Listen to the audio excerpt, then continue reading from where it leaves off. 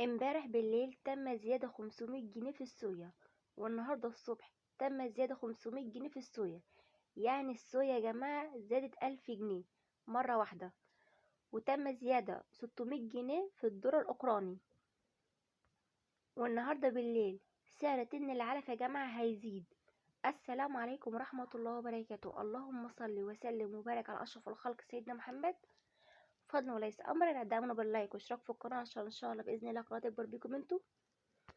أسعار الدواجن يوم الثلاث 26/12/2023، وليكم الأسعار. النهاردة يا جماعة بص يا جماعة، كل اللي عنده دورة فراخ أو عنده فراخ وعايز علف يروح دلوقتي حالا يشتري علف بالسعر القديم قبل ما بالليل سعر العلف هيغلى. الحق دلوقتي اشتري علف بالسعر القديم قبل ما بالليل سعر العلف هيغلى. شركات الكتاكيت فعلا يا جماعة لعبتها صح. امبارح كان سعر الكتكوت نازل خالص، ما كانش فيه سحب خالص على الكتكوت، كان الكتاكيت قاعدة زي ما هي. النهاردة لقوا فيه سحب على الكتكوت، زودوا سعر الكتكوت الأبيض جنيه واحد عن امبارح. كتكوت أبيض أهالي ب15 جنيه ونص، كتكوت أبيض شركات بادئ من 16 جنيه إلى 19 جنيه. كتكوت بلدي حر ب7 جنيه، كتكوت بلدي مشعر نزل عن امبارح نص جنيه يا جماعة، بدل 8 جنيه ونص. كتكوت ساس جلتاني ب14 جنيه، كتكوت ساس الشفر ب18 جنيه.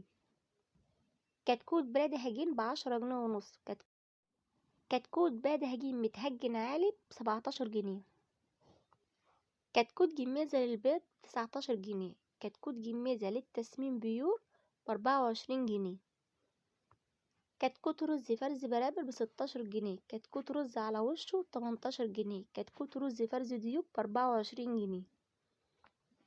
كتكوت فيومي بلدي ب9 جنيه ونص، كتكوت سمان ب3 جنيه ونص. كتكوت الوز عمري يوم واحد، الكتكوت النهاردة عامل 60 جنيه. كتكوت رومي اسود او كتكوت رومي برونز يا جماعة ب85 جنيه الكتكوت الواحد. بط مر المحلي 58 جنيه، بط مسكوفي مخلط ب58 جنيه، بط مسكوفي R41 البطاية النهاردة 65 جنيه. بط بكينة عادة ب34 جنيه، بط شرفان ب39 جنيه، بط فرنساوي بيور ب43 جنيه.